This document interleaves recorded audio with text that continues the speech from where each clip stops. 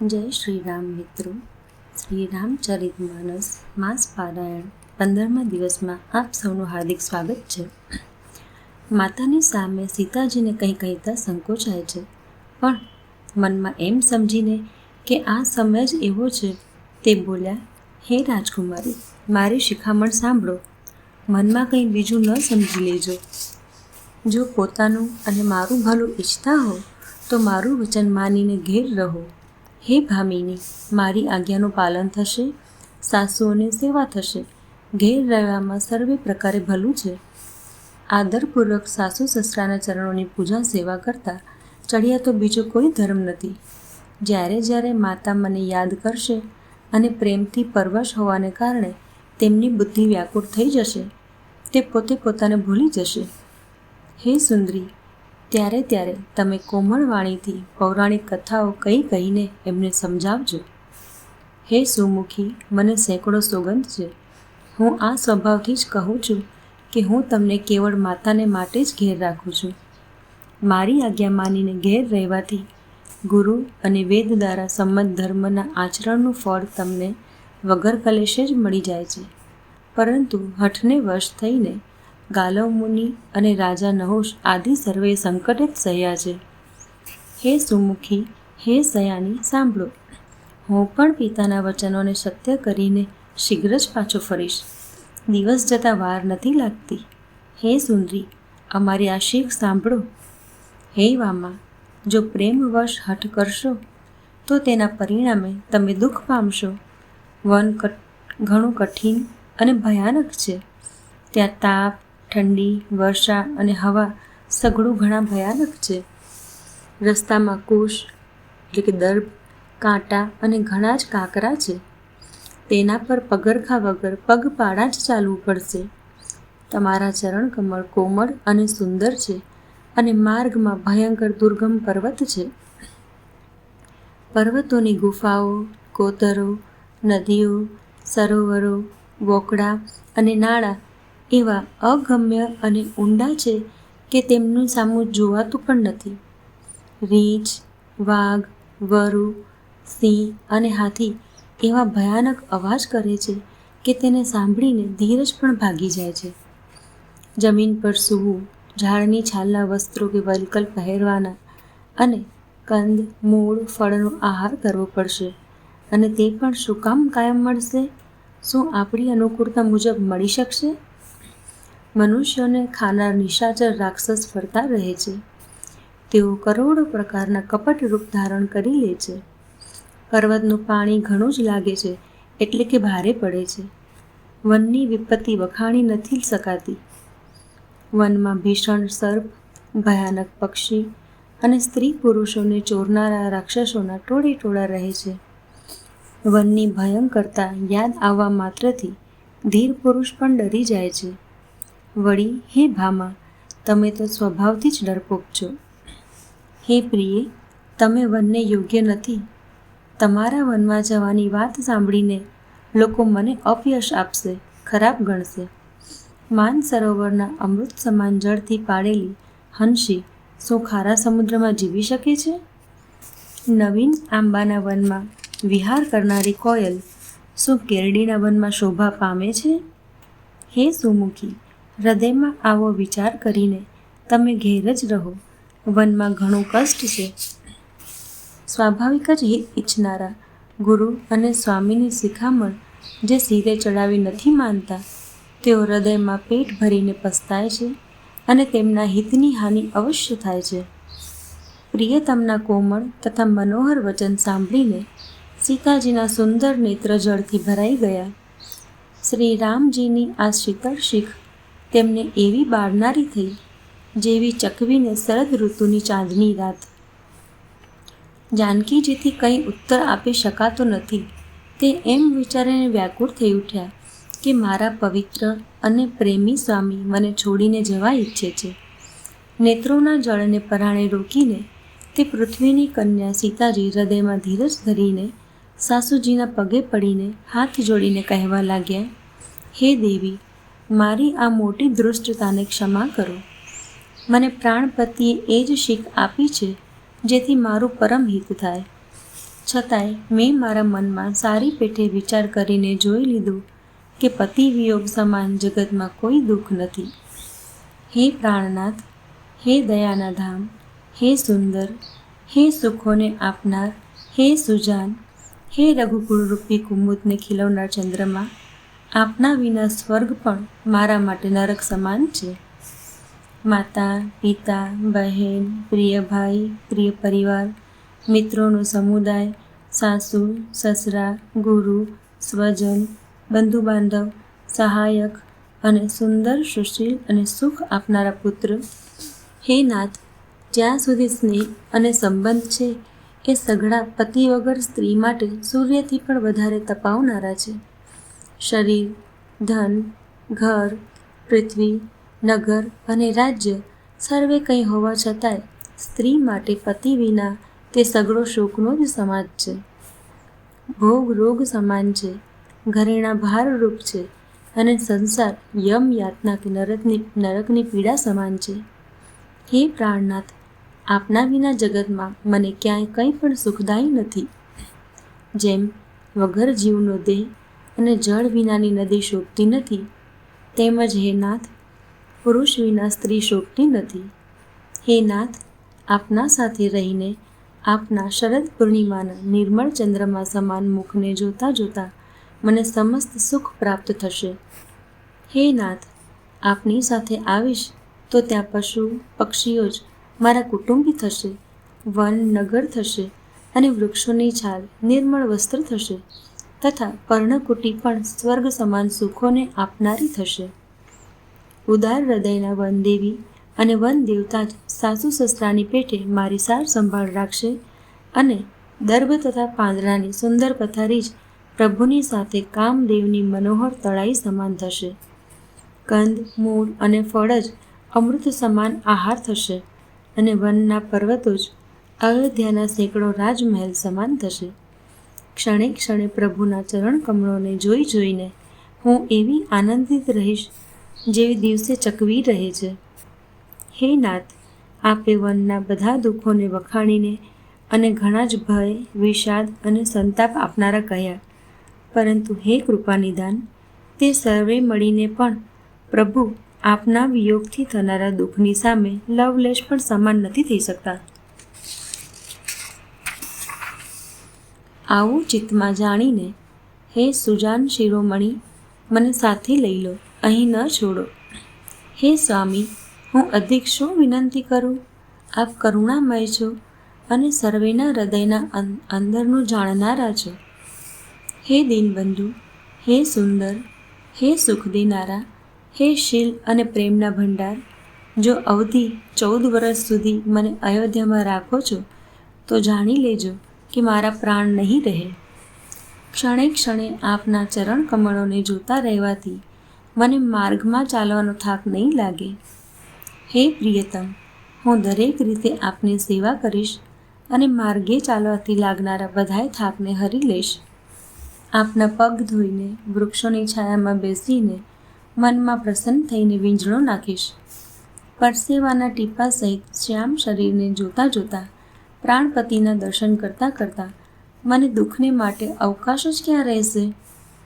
સમતળ ભૂમિ પર ઘાસ અને વૃક્ષના પાંદડા બિછાવીને આ દાસી આખી રાત્રિ આપની ચરણ સેવા કરશે.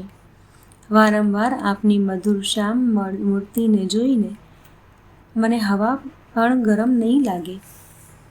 જેમ સિંહણને સસલા અને શિયાળ નથી જોઈ શકતા, તેમ પ્રભુની સાથે રહેતા રહેતા મારી સામું આંખ ઉઠાવીને જોનારો કોણ છે? શું હું સુકુમારી છું અને નાથ, આપ બંને યોગ્ય છો. આપને તપ ઉચિત છે અને મને વિષય ભોગ. આવા કઠોર વચન સાંભળીને પણ જ્યારે મારું હૃદય ફાટી ન પડ્યું તો હે પ્રભુ, આ પામર પ્રાણ આપના વિયોગનું ભીષણ દુઃખ સહેશે? આમ કહીને સીતાજી ઘણા જ વ્યાકુળ થઈ ગયા. તે વચનના વિયોગને પણ ન સાંભળી શક્યા. તેમની આ દશા જોઈને શ્રી રઘુનાથજીએ પોતાના ચિત્તમાં જાણી લીધું કે હઠપૂર્વક એને અહીં રાખવાથી એ પ્રાણોને નહીં રાખે. પછી કૃપાળુ સૂર્યકુળના સ્વામી શ્રી રામચંદ્રજીએ કહ્યું કે શોક છોડીને મારી સાથે વનમાં ચાલો. આજે વિષાદ કરવાનો અવસર નથી. ઝડપથી વનગમનની તૈયારી કરો. શ્રી રામચંદ્રજીએ પ્રિય વચન કહીને પ્રિયતામાં સીતાજીને સમજાવ્યા. પછી માતાને પગે લાગીને આશીર્વાદ પ્રાપ્ત કર્યા. માતાએ કહ્યું, બેટા, જલ્દી પાછો આવીને પ્રજાના દુઃખને મટાડજે અને આ નિષ્ઠુર માતાને પણ તમે ભૂલશો માં. હે વિધાતા, શું મારા સારા દિવસો પાછા આવશે, જેથી પોતાના નેત્રોથી હું આ મનોહર જોડીને ફરી જોઈ શકીશ? હે પુત્ર, એ સુંદર દિવસ અને શુભ ઘડી ક્યારે આવશે જ્યારે તમારી જનની જીવતા જીવે તમારો મુખચંદ્ર ફરી જોવા પામશે? હે તાત, વત્સ કહીને, લાલ કહીને, રઘુપતિ કહીને, રઘુવર કહીને હું પછી ક્યારે તમને બોલાવી હૃદય સરસા ચાપીશ અને હર્ષિત થઈને તમારા અંગોને જોઈશ? આ જોઈને કે માતા સ્નેહને લીધે અધીર થઈ ગયા છે અને એટલા અધિક વ્યાકુળ છે કે મુખમાંથી વચન નથી નીકળતું, શ્રી રામચંદ્રજીએ અનેક પ્રકારે એમને સમજાવ્યા. તે વખતનું અને પ્રેમનું વર્ણન કરી શકાતું નથી. પછી જાનકીજી સાસુને પગે લાગ્યા અને બોલ્યા, હે માતા, સાંભળો, હું ઘણી જ અભાગણી છું. આપને સેવા કરવાના સમયે દેવે મને વનવાસ આપી દીધો. મારો મનોરથ સફળ ન કર્યો. આપ ક્ષોભનો ત્યાગ કરી દો, પરંતુ કૃપા ન ત્યજશો. કર્મની ગતિ કઠિન છે, મારોય કોઈ દોષ નથી. સીતાજીના વચન સાંભળીને સાસુજી વ્યાકુળ થઈ ગયા. તેમની દશાને હું કઈ રીતે વખાણીને કહું? તેમણે સીતાજીને વારંવાર હૃદય ચાપ્યા અને ધીરજ આપીને શિખામણ આપી તેમજ આશીર્વાદ આપ્યા કે જ્યાં સુધી ગંગાજી અને યમુનાજીમાં જળની ધારા વહેશે ત્યાં સુધી તારું સૌભાગ્ય અખંડ રહે. સીતાજીને સાસુજીએ અનેક જાતના આશીર્વાદ અને શિખામણ આપ્યા પછી સીતાજી ઘણા જ પ્રેમથી વારંવાર ચરણ કમળોમાં શીશ નમાવીને ચાલ્યા. જ્યારે લક્ષ્મણજીને સમાચાર મળ્યા ત્યારે તે વ્યાકુળ થઈને ઉદાસ મુખે દોડ્યા. શરીર કંપી રહ્યું છે, રોમાંચ થઈ રહ્યો છે, નેત્રો આંસુઓથી ભરાયેલા છે. પ્રેમથી અત્યંત અધીર થઈને તેમણે શ્રી રામજીના ચરણો પકડી લીધા. તેઓ કંઈ કહી શકતા નથી, બસ ઊભા ઊભા જોઈ રહ્યા છે. એવા દીન થઈ રહ્યા છે જાણે જળમાંથી પાણી કાઢી નાખવાથી માછલું દીન થઈ રહ્યું હોય. હૃદયમાં એવું વિચારી રહ્યા છે કે હે વિધાતા, શું થવાનું છે? શું અમારું સર્વે સુખ અને પુણ્ય પૂરા થઈ ગયા? મને શ્રી રઘુનાથજી શું કહેશે? ઘરે રાખશે કે સાથે લઈ જશે? શ્રી રામચંદ્રજીએ ભાઈ લક્ષ્મણને હાથ જોડી અને દેહ તથા ઘર સર્વેથી સંબંધ તોડીને ઊભા રહેલા જોયા. પછી નીતિમાં નિપુણ અને શીલ, સ્નેહ, સરળતા અને સુખના સમુદ્ર શ્રી રામચંદ્રજી વચન બોલ્યા, હે તાત, પરિણામમાં થનારા આનંદને હૃદયમાં સમજીને તમે પ્રેમવશ અધીર ન થાઓ. જે લોકો માતા, પિતા, ગુરુ અને સ્વામીની આજ્ઞાને સ્વાભાવિક રૂપે માથે ચડાવીને તેનું પાલન કરે છે તેમણે જ જન્મ લેવાનો લાભ પ્રાપ્ત કર્યો છે, નહીં તો જગતમાં જન્મ વ્યર્થ જ છે. હે ભાઈ, હૃદયમાં એમ સમજીને મારી શીખ સાંભળો અને માતા પિતાના ચરણોની સેવા કરો. ભરત અને શત્રુઘ્ન બંને ઘેર નથી. પિતાજી વૃદ્ધ છે અને મારા માટે પણ દુઃખી છે. આવી પરિસ્થિતિમાં હું તમને સાથે લઈને વનમાં જઉં તો અયોધ્યા દરેક રીતે અનાથ થઈ જશે. ગુરુ, પિતા, માતા, પ્રજા અને પરિવાર બધા ઉપર ભારે દુઃખનો દુઃસહ્ય ભાર આવી પડશે.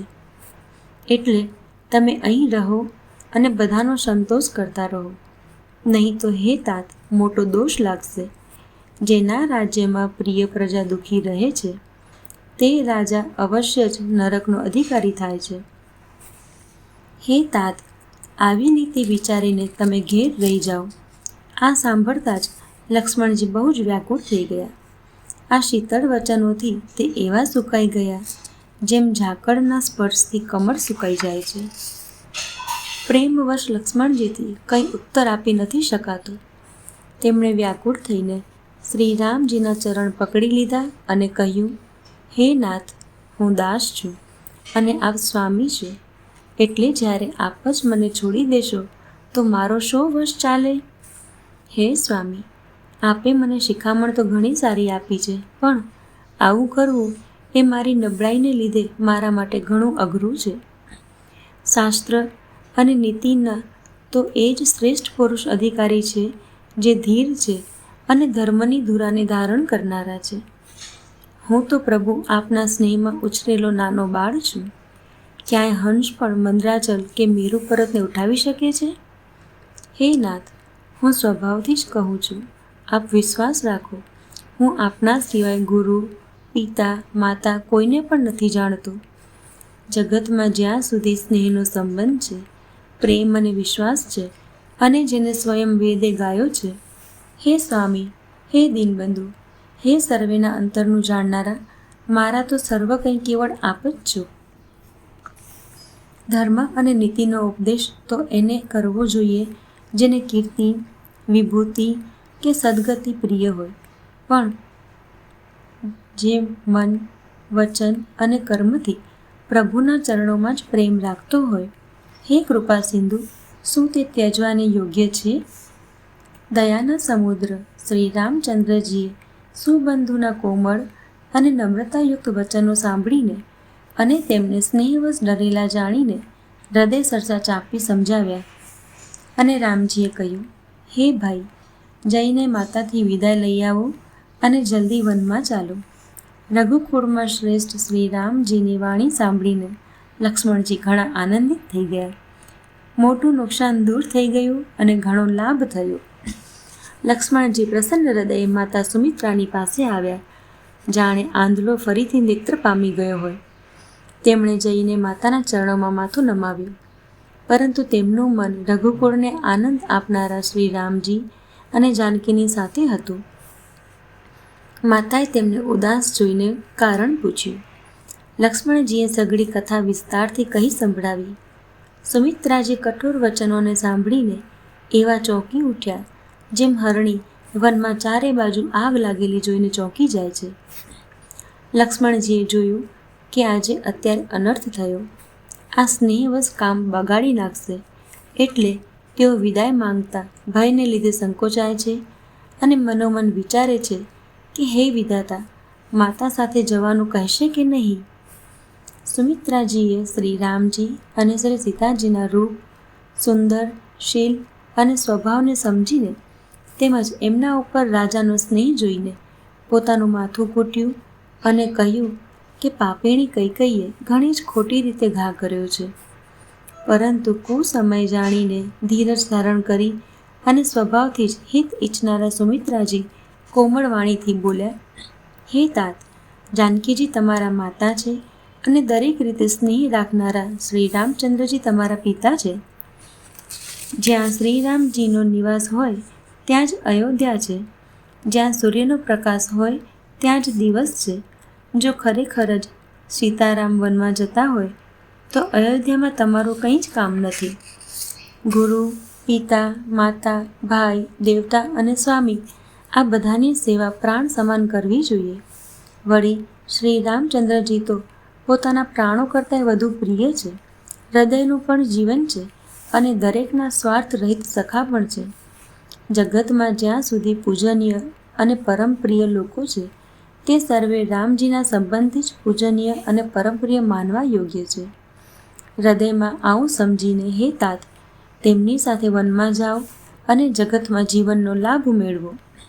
હું વારી જાઉં છું.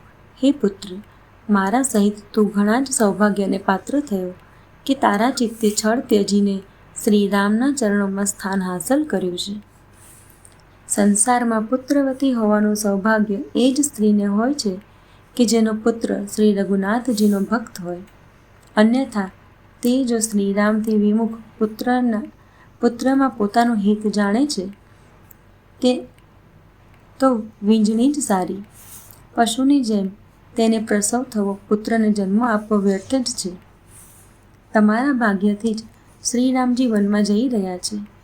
હે તાત, બીજું કોઈ કારણ નથી. સંપૂર્ણ પુણ્યોનું સૌથી મોટું ફળ એ જ છે કે શ્રી સીતારામજીના ચરણોમાં સ્વાભાવિક પ્રેમ થાય. રાગ, રોષ, ઈર્ષ્યા, મદ અને મોહ તેને વશ સ્વપ્નમાં પણ ન થઈશ. બધી રીતે વિકારોને ત્યાગીને મન, વચન અને કર્મથી શ્રી સીતારામજીની સેવા કરજો. તમને વનમાં દરેક જાતનો આરામ છે, જેની સાથે સીતાજી અને રામજી માતા પિતાના રૂપે છે. હે પુત્ર, તમે એવું કરજો કે જેથી શ્રી રામચંદ્રજી વનમાં કલેશ ન પામે. મારો એ જ ઉપદેશ છે. હે તાત, મારો આ જ ઉપદેશ છે, અર્થાત તમે એ જ કરજો જેનાથી વનમાં તમારા કારણ શ્રી રામજી અને સીતાજી સુખ પામે અને માતા, પિતા, પ્રિય પરિવાર તથા નગરમાં સુખોનું સ્મરણ ભૂલી જાય. તુલસીદાસજી કહે છે કે સુમિત્રાજીએ આ રીતે અમારા પ્રભુ શ્રી લક્ષ્મણજીને ઉપદેશ આપી વનમાં જવાની આજ્ઞા આપી અને પછી આ આશીર્વાદ આપ્યો કે શ્રી સીતાજી અને શ્રી રઘુવરજીના ચરણોમાં તમારો નિર્મળ, નિષ્કામ અને અનન્ય અને પ્રગાઢ પ્રેમ નિત્ય નિત્ય નવીન થાય. માતાના ચરણોમાં માથું નમાવીને હૃદયમાં બીતા કે હવે કોઈ વિઘ્ન ન આવી જાય. લક્ષ્મણજી શીઘ્ર એ રીતે ચાલી નીકળ્યા કે જેમ સૌભાગ્યવશ કોઈ હરણ કઠિન ફંદાને તોડીને ભાગી નીકળ્યું હોય. લક્ષ્મણજી જ્યાં શ્રી જાનકીના હાથ હતા ત્યાં ગયા અને પ્રિયનો સાથ પામીને ઘણા જ પ્રસન્ન થયા. શ્રી રામજી અને સીતાજીના સુંદર ચરણોની વંદના કરી તો એમની સાથે ચાલ્યા અને રાજભવનમાં આવ્યા. નગરના સ્ત્રી પુરુષ પરસ્પર કહી રહ્યા છે કે વિધાતાએ સારી બનેલી વાત બગાડી નાખી. તેમના દેહ દુબળા, મન દુઃખી અને મુખ ઉદાસ થઈ રહ્યા છે. તેઓ એવા વ્યાકુળ છે કે જેમ મધ છીનવી લેવાથી મધમાખીઓ વ્યાકુળ થઈ જાય. બધા હાથ મસળી રહ્યા છે અને માથું કૂટીને પસ્તાઈ રહ્યા છે, જાણે પાંખો વિના પક્ષી વ્યાકુળ થઈ રહ્યા હોય. રાજદ્વાર ઉપર ઘણી ભીડ જામી રહી છે. અપાર વિષાદનું વર્ણન કરી શકાતું નથી. શ્રી રામચંદ્રજી પધાર્યા છે એ પ્રિય વચન કહીને મંત્રીએ રાજાને ઉઠાડીને બેસાડ્યા. સીતા સહિત બંને પુત્રોને વનગમન માટે તૈયાર થયેલા જોઈને રાજા ઘણા વ્યાકુળ થયા. સીતા સહિત બંને સુંદર પુત્રોને જોઈને રાજા અકળાય છે અને સ્નેહવશ વારંવાર તેમને હૃદય ચાપી દે છે. રાજા વ્યાકુળ છે, બોલી નથી શકતા. હૃદયમાં શોકથી ઉત્પન્ન થયેલ ભયાનક સંતાપ છે. પછી રઘુકુળના વીર શ્રી રામચંદ્રજી અત્યંત પ્રેમથી ચરણોમાં શીશ નમાવી ઊભા થઈને વિદાય માંગી. હે પિતાજી, મને આશીર્વાદ અને આજ્ઞા આપો. હર્ષના સમયે આપ શોક કેમ કરી રહ્યા છો? હે તાત, પ્રિયને પ્રેમવશ પ્રમાદ કર્તવ્ય કર્મમાં ત્રુટિ કરવાથી જગતમાં યશ જતો રહેશે અને નિંદા થશે. આ સાંભળીને સ્નેહવશ રાજાએ ઉઠીને શ્રી રઘુનાથજીના હાથ પકડીને તેમને બેસાડી દીધા અને કહ્યું, હે તાત, સાંભળો. તમારા માટે મુનિ લોકો કહે છે કે શ્રી રામ ચરાચરના સ્વામી છે. શુભ અને અશુભ કર્મો અનુસાર ઈશ્વર હૃદયમાં વિચાર કરીને ફળ આપે છે. જેવું કર્મ કરે છે તેવું જ ફળ પામે છે, એવી વેદની નીતિ છે. આ હર કોઈ કહે છે. પરંતુ આ અવસરે તો આનાથી વિપરીત થઈ રહ્યું છે. અપરાધ તો કોઈ અન્ય જ કરે છે અને તેના ફળનો લાભ કોઈ અન્ય જ પામે છે. ભગવાનની લીલા ઘણી જ વિચિત્ર છે, તેને જગતમાં કોણ જાણી શકે છે? રાજાએ આ રીતે શ્રી રામચંદ્રજીને રોકવા માટે છળ છોડીને ઘણા જ ઉપાય કર્યા. પરંતુ જ્યારે તેમણે ધર્મ ધુરંધર, ધીર અને બુદ્ધિમાન શ્રી રામચંદ્રજીનું વલણ જોઈ લીધું અને તે રોકાતા હોય તેવું ન જણાયું, ત્યારે રાજાએ સીતાજીને હૃદય ચાપી દીધા અને ઘણા પ્રેમથી અનેક પ્રકારે શિખામણ આપી. વનના દુઃશય દુઃખ કહી સંભળાવ્યા. પછી સાસુ, સસરા તથા પિતાના પાસે રહેવાના સુખોને સમજાવ્યા. પરંતુ સીતાજીનું મન શ્રી રામચંદ્રજીના ચરણોમાં અનુરક્ત હતું, એટલે એમને ઘર સારું ન લાગ્યું અને વન પણ ભયાનક ન લાગ્યું. પછી બધા લોકોએ પણ વનમાં વિપત્તિઓની અધિકતા બતાવીને સીતાજીને સમજાવ્યા. મંત્રી સુમંત્રીજીના પત્ની અને ગુરુ વશિષ્ઠજીના સ્ત્રી અરુંધતીજી તથા અન્ય બુદ્ધિશાળી સ્ત્રીઓ સ્નેહની સાથે કોમળ વાણીથી કહે છે કે તમને તો રાજાએ વનવાસ આપ્યો નથી, માટે સસરાજી, ગુરુજી અને સાસુજી કહે તેવું જ તમે કરો. આ શીતળ, હિતકારી, મધુર અને કોમળ શિખામણ સાંભળવી સીતાજીને ઠીક ન લાગી. તે એ રીતે વ્યાકુળ થઈ ગયા જાણે શરદ ઋતુના ચંદ્રમાની ચાંદનીનો સ્પર્શ થતાં જ ચકવી વ્યાકુળ થઈ ઉઠી હોય. સીતાજી સંકોચવશ ઉત્તર આપતા નથી. આ વાતોને સાંભળીને કઈ આવેશપૂર્વક ઉઠી. તેણે મુનિઓને ધારણ કરવા યોગ્ય વસ્ત્ર, આભૂષણ અને વાસણ લાવીને શ્રી રામચંદ્રજીની આગળ મૂકી દીધા અને કોમળ વાણીમાં કહ્યું, હે રઘુવીર, રાજાને તમે પ્રાણો સમાન પ્રિય છો. ભીરુ, પ્રેમવશ દુર્બળ હૃદયના રાજા શીલ અને સ્નેહ નહીં છોડે. પુણ્ય, સુંદર યશ અને પરલોક ભલે નષ્ટ થઈ જાય, પણ તમને વનમાં જવાનું તેઓ ક્યારેય પોતાના મુખથી નહીં કહે. આમ વિચારીને જે તમને ઠીક લાગે તેમ કરો. માતાની શીખ સાંભળીને શ્રી રામચંદ્રજીએ મોટું સુખ મેળવ્યું, પરંતુ રાજાને આ વચન બાણ જેવા લાગ્યા. તે વિચારવા લાગ્યા, હજી પણ આ અભાગ્યા પ્રાણ કેમ નથી નીકળતા? રાજા મૂર્છિત થઈ ગયા. લોકો વ્યાકુળ છે. કોઈને કશું સૂચતું નથી કે શું કરે. શ્રી રામચંદ્રજી તરત જ મુનિનો વેશ બનાવીને અને માતા પિતાને શીશ નમાવીને ચાલી નીકળ્યા. વનનો દરેક સાજ સામાન સજીને વનને માટે આવશ્યક વસ્તુઓ સાથે લઈને શ્રી સીતાજી અને શ્રી લક્ષ્મણજી સહિત શ્રી રામચંદ્રજી બ્રાહ્મણ અને ગુરુના ચરણોની વંદના કરીને બધાને અચેત બેભાન કરીને ચાલ્યા. રાજમહેલથી નીકળીને શ્રી રામચંદ્રજી વસિષ્ઠજીના દરવાજે જઈ ઊભા રહ્યા અને જોયું કે સર્વે લોકો વિરહના અગ્નિમાં બળી રહ્યા છે.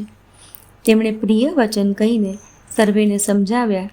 પછી શ્રી રામચંદ્રજીએ બ્રાહ્મણોની મંડળી બોલાવી. ગુરુજીને કહીને તે બધાને વર્ષાસન કે વર્ષભરનું સીધું અર્પ્યા અને આદર, દાન તથા વિનયથી એમને વશમાં કરી લીધા. પછી યાચકોને દાન અને માન આપીને સંતુષ્ટ કર્યા તથા મિત્રોને પવિત્ર પ્રેમથી પ્રસન્ન કર્યા. પછી દાસ દાસીઓને બોલાવીને તેમને ગુરુજીને સોંપીને હાથ જોડીને બોલ્યા, હે ગોસાઈ, સર્વેની સાર સંભાળ માતા પિતાની જેમ લેતા રહેજો. શ્રી રામચંદ્રજી વારંવાર બંને હાથ જોડીને બધાને કોમળ વાણીમાં કહે છે કે મારો સર્વે પ્રકારે હિતકારી તે જ છે કે જેથી ચેષ્ટાથી પિતાશ્રી સુખી રહે. હે પરમ ચતુર પૂર્વાસી સજ્જનો, આપ લોકો એવો જ ઉપાય કરશો જેથી મારી સર્વે માતાઓ મારા વીરાના દુઃખથી વ્યાકુળ ન થાય. આ રીતે શ્રી રામજીએ સર્વેને સમજાવ્યા અને હરખાઈને ગુરુજીના ચરણ કમળોમાં માથું નમાવ્યું. પછી ગણેશજી, પાર્વતીજી અને કૈલાસપતિ મહાદેવજીને મનાવીને તથા ગુરુજીના આશીર્વાદ પામીને શ્રી રઘુનાથજી ચાલ્યા. શ્રી રામજીના ચાલતા જ ઘણો ભારે વિષાદ થઈ ગયો. નગરનો આર્તનાદ, હાહાકાર સાંભળી શકાતો નથી. લંકામાં અશુભ શુકનો થવા લાગ્યા. અયોધ્યામાં અત્યંત શોક છવાઈ ગયો અને દેવલોકમાં બધા હર્ષ અને વિષાદ બંનેના વશમાં થઈ ગયા. હર્ષ એ વાતનો હતો કે હવે રાક્ષસોનો નાશ થશે અને વિષાદ અયોધ્યાવાસીઓના શોકને કારણે થયો. મૂર્છા દૂર થઈ ત્યારે રાજા જાગ્યા અને સુમંત્રને બોલાવીને એમ કહેવા લાગ્યા, શ્રીરામ વનમાં ચાલ્યા ગયા પણ મારા પ્રાણ નથી જઈ રહ્યા. ન જાણે કયા સુખ માટે શરીરમાં ટકી રહ્યા છે. આનાથી અધિક બળવતી બીજી કઈ વ્યથા હશે જે દુઃખને પામી પ્રાણ શરીર છોડશે? વળી ધીરજ ધરીને રાજાએ કહ્યું, હે સખા, તમે રથ લઈને શ્રીરામની સાથે જાઓ. અત્યંત સુકુમાર બંને કુમારોને અને સુકુમારી જાનકીને રથમાં ચડાવી વન જોડાવી 4 દિવસ ફેરી પાછા ફરજો. જો ધૈર્યવાન બંને ભાઈ પાછા ન આવે, કારણ કે શ્રી રઘુનાથજી પ્રણના પાકા અને દ્રઢતા સાથે નિયમનું પાલન કરનારા છે, તો તમે હાથ જોડીને વિનંતી કરજો કે હે પ્રભુ, જનકકુમારી સીતાજીને તો પાછા મોકલો.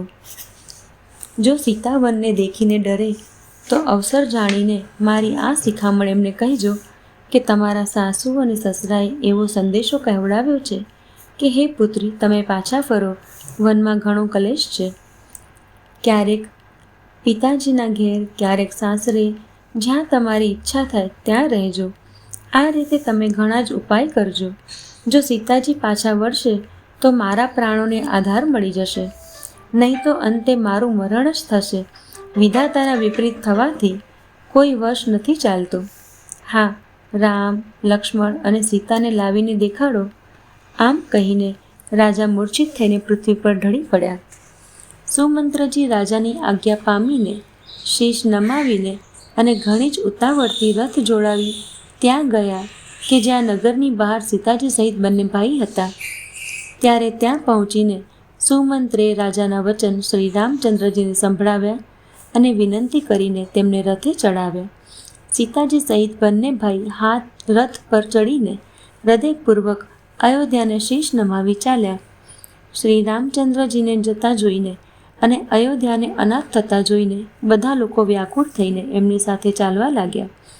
કૃપાના સાગર શ્રી રામજી એમને ઘણી રીતે સમજાવે છે તો તેઓ અયોધ્યા તરફ પાછા વળે, પરંતુ પ્રેમવશ પાછા રામજીની સાથે ચાલી નીકળે છે.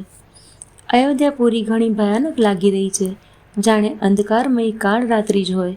નગરમાં નર નારી ભયાનક જંતુઓની જેમ એકબીજાને જોઈને ડરી રહ્યા છે. ઘર સ્મશાન જેવું, કુટુંબીજનો ભૂત પ્રેત જેવા તથા પુત્ર, હિતૈષી અને મિત્ર જાણે જમના દૂત હોય તેવું છે. બગીચામાં વૃક્ષો અને વેલો કરમાઈ રહ્યા છે. નદી અને તળાવ એવા ભયાનક લાગે છે કે તેમની તરફ જોઈ પણ નથી શકાતું.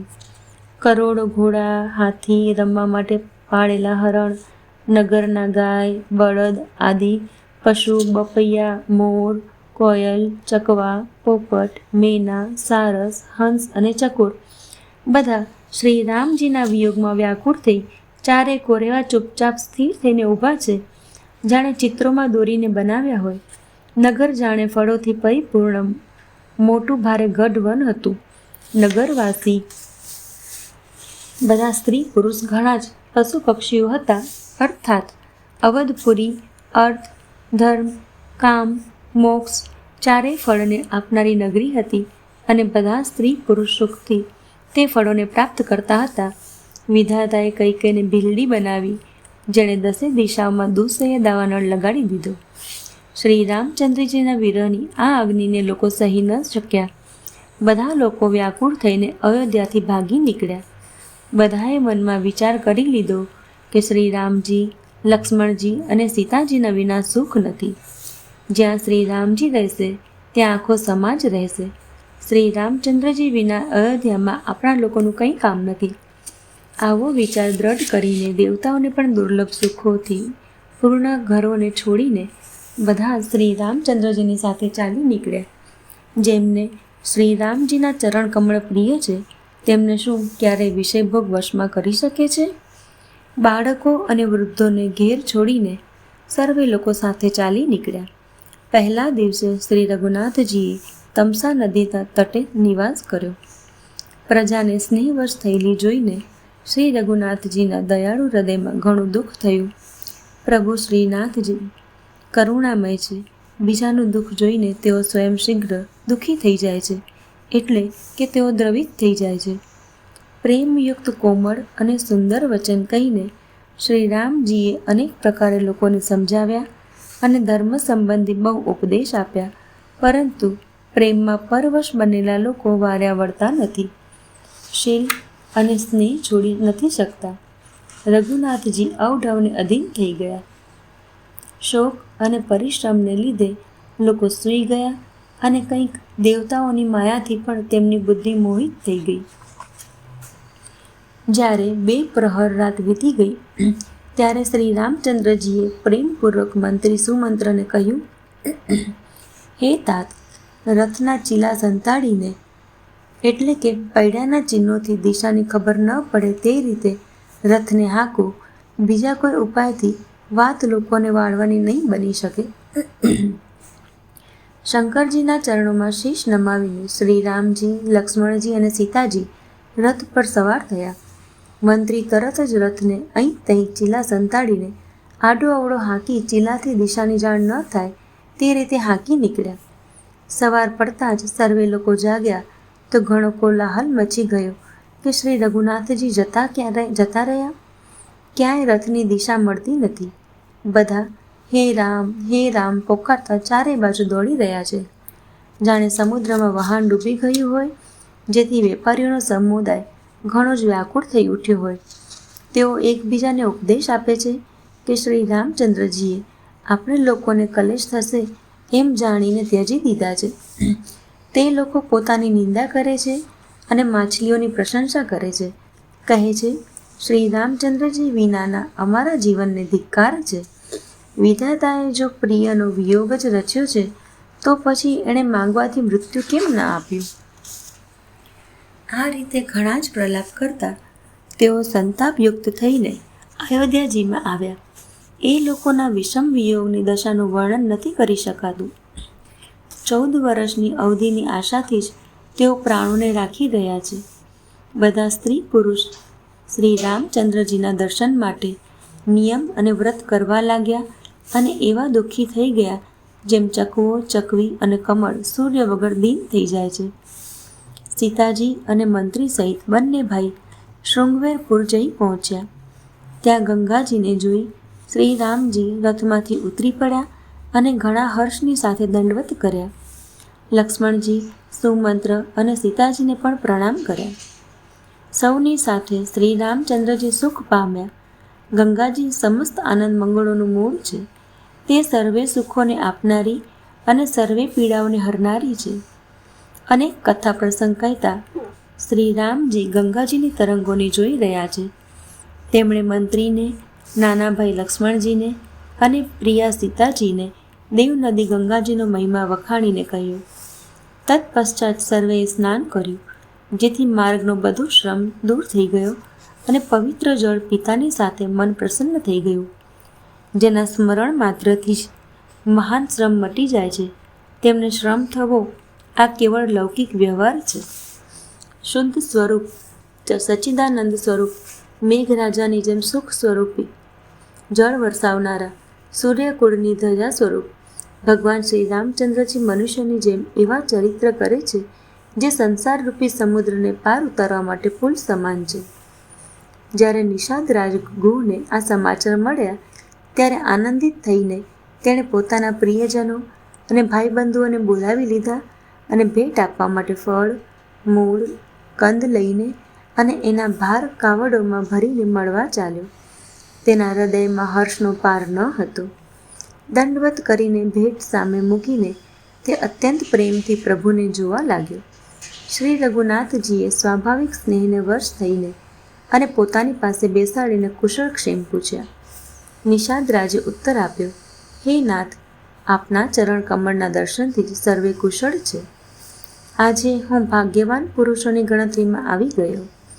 હે દેવ, આ પૃથ્વી, ધન અને ઘર બધું આપનું છે. હું તો પરિવાર સહિત આપનો તુચ્છ સેવક છું. હવે કૃપા કરીને શૃંગવેરમાં પધારો અને આ દાસની પ્રતિષ્ઠા વધારો, જેથી દરેક જણ જુએ કે આનું પણ શું ભાગ્ય છે.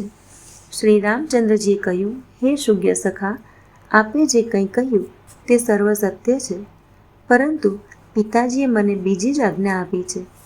તેમની આજ્ઞા અનુસાર મારે 14 વર્ષ સુધી મુનિઓના વ્રત અને વેશ ધારણ કરીને અને મુનિઓને યોગ્ય આહાર કરીને વનમાં જ વસવાનું છે. ગામની અંદર નિવાસ કરવો ઉચિત નથી. આ સાંભળીને ગુહને ઘણું દુઃખ થયું.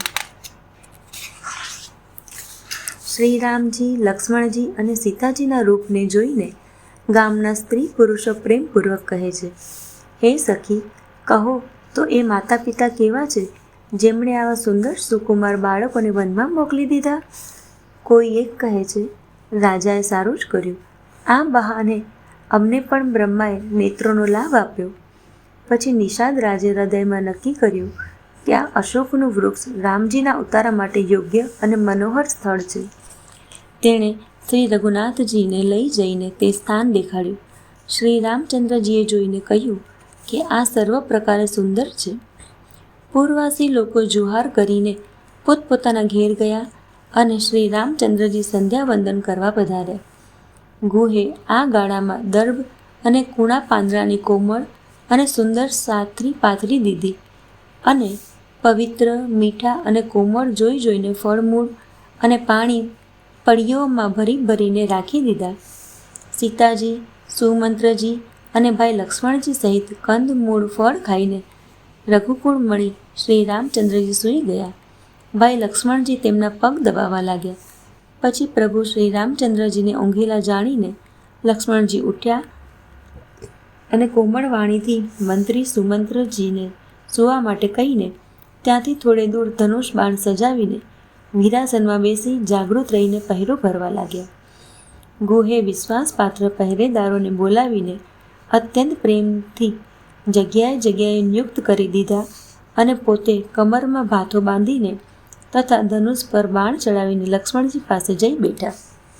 પ્રભુને જમીન ઉપર સૂતા જોઈને સ્નેહવશ નિષાદ રાજના હૃદયમાં વિષાદ થઈ આવ્યો. તેમનું શરીર પુલકિત થઈ ગયું અને નેત્રોમાંથી પ્રેમાશ્રુઓનું જળ વહેવા લાગ્યું. તે પ્રેમ સહિત લક્ષ્મણજીને વચન કહેવા લાગ્યા. મહારાજ દશરથજીનો મહેલ તો સ્વભાવથી જ સુંદર છે. ઇન્દ્રભવન પણ જેની સરખામણી નથી કરી શકતો. તેમાં સુંદર મણીઓથી બનેલી બેઠકો એટલે કે છત ઉપર બનેલ નાના મહેલ છે, જેને જાણે રતિના પતિ કામદેવે સ્વહસ્તે સજાવીને બનાવ્યા છે. જે પવિત્ર, ઘણા જ વિલક્ષણ, સુંદર ભોગ પદાર્થોથી પૂર્ણ અને ફૂલોની સુગંધથી સુવાસિત છે. જ્યાં સુંદર પલંગ અને મણીઓના દીપક છે તથા દરેક જાતનો પૂરો આરામ છે. જ્યાં ઓઢવા પાથરવાના અનેક વસ્ત્ર, તકિયા અને ગાદલા છે. જે દૂધના ફેણ જેવા કોમળ, નિર્મળ અને સુંદર છે. ત્યાં તે મહેલમાં શ્રી સીતાજી અને શ્રી રામચંદ્રજી રાત્રિએ સૂઈ જતા હતા અને પોતાની શોભાથી રતિ અને કામદેવના ગર્વનું હરણ કરતા હતા. તે શ્રી સીતા અને શ્રી રામજી આજે ઘાસફૂસની પથારી પર થાકેલા વસ્ત્ર વિના સૂતા છે. આવી દશામાં તે જોઈ શકાતા નથી. માતા પિતા, કુટુંબી, પૂર્વાસી પ્રજા, મિત્ર, સારા શીલ સ્વભાવના દાસ અને દાસીઓ બધા જેમની પોતાના પ્રાણોની જેમ સાર સંભાળ રાખતા હતા, તે પ્રભુ શ્રી રામચંદ્રજી આજે પૃથ્વી પર સૂઈ રહ્યા છે. જેમના પિતા જનકજી છે, જેમનો પ્રભાવ જગતમાં પ્રસિદ્ધ છે, જેમના સસરાજી ઇન્દ્રના મિત્ર રઘુનાથ દશરથજી છે અને પતિ શ્રી રામચંદ્રજી છે, એ જ જાનકી આજે જમીન પર સૂઈ રહ્યા છે. વિધાતા કોણનો પ્રતિકૂળ નથી થતો. સીતાજી અને શ્રી રામચંદ્રજી સુવનને યોગ્ય છે. લોકો સાચું કહે છે કે કર્મ જ પ્રધાન છે.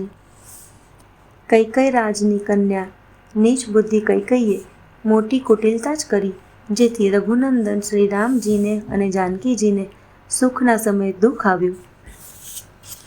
કૈકેયી સૂર્યકુળ રૂપી વૃક્ષ માટે કુહાડી થઈ ગઈ. તે કુબુદ્ધિએ સંપૂર્ણ વિશ્વને દુઃખી કરી નાખ્યું. શ્રીરામ સીતાને જમીન પર સૂતેલા જોઈને નિષાદને ઘણું દુઃખ થયું. ત્યારે લક્ષ્મણજી જ્ઞાન, વૈરાગ્ય અને ભક્તિના રસમાં તરબોળ મીઠી અને કોમળ વાણીથી બોલ્યા, હે ભાઈ, કોઈ પણ કોઈને સુખ દુઃખ આપનાર નથી.